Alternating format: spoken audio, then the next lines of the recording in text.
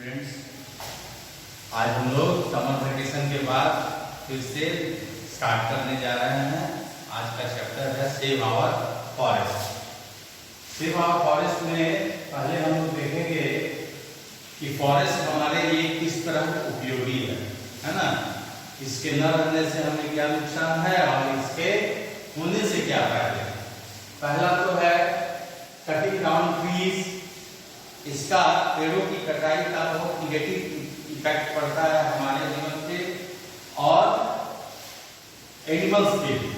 ठीक है, फर्स्ट है क्या, trees are cut down for firewood.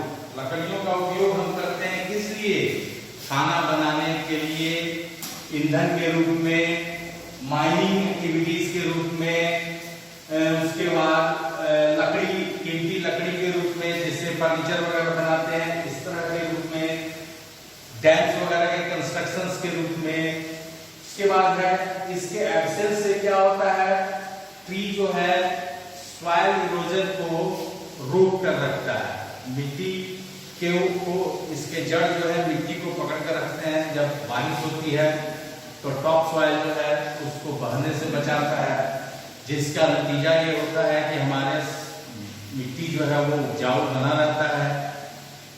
उसके बाद है यदि पेड़ कट जाएंगे तो वो टॉप सॉइल क्या हो जाएगा, इरोड हो जाएगा, और इरोडेड सॉइल जो हो जाएगा तो फिर टॉप सॉइल जो है बैरन हो जाएगा, मतलब कि वो उपजाऊ नहीं रहेगा और वो बंजर भूमि के रूप में आ जाएगा। तो फिर हम फसल उस भूमि पर नहीं उपजा सकते हैं। उसका परिणाम ये होगा कि हम पर्याप्त मात्रा में फसल का पैदावार नहीं कर पाएंगे।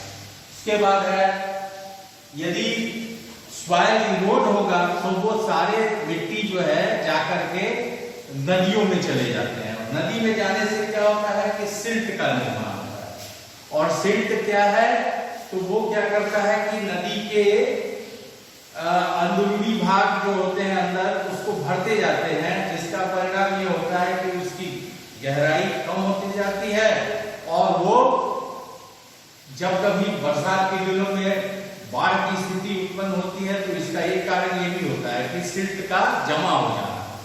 जैसे ही सिल्ट जमा हो जाता है उसका परिणाम ये होता है कि बाढ़ आती है और बाढ़ में जो है बहुत सारे फसलों को, आम जनजीवन को, जान माल को बहुत सारी क्षति होती है। उसके बाद है हम इस सॉइल के इरोजन को रोक सकते हैं।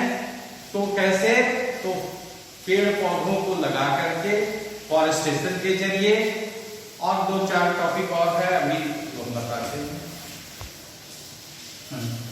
तो फिर सोलो चैनल्स जो है वो क्या करते हैं, पानी को ज्यादा होल्ड नहीं कर पाते, एक्सेस वाटर को होल्ड नहीं कर पाते, जिसका नतीजा ये होता है कि बारिश के दिनों में बाढ़ आ जाती है। और बाढ़ जो है वो बहुत सारे अपने साथ परेशानियों को लेकर के आते हैं।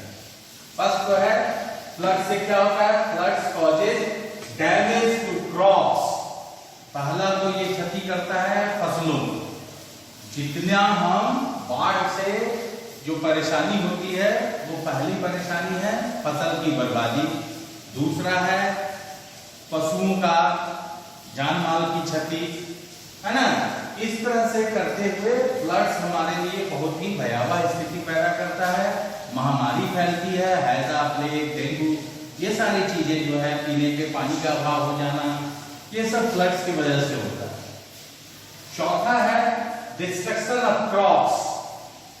फसल की बर्बादी से क्या होता है, फसल की बर्बादी के वजह से लोगों में गरीबी, भूखमरी, इन सारी चीजों का शुरुआत हो जाता है। फ्लड्स आने की वजह से लोग भूखमरी के शिकार हो जाते हैं, लोग गरीबी के शिकार हो जाते हैं।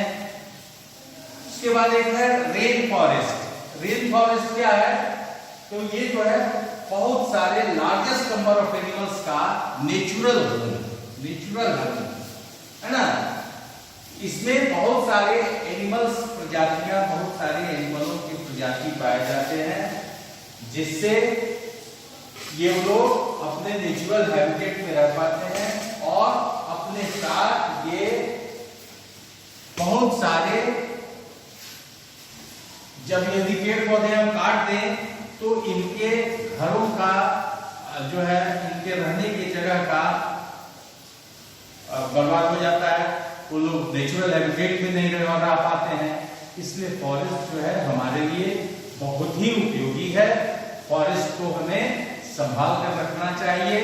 फॉरेस्ट जो है सारे जंगली जानवरों का एक नेचुरल हैबिटेट है ना।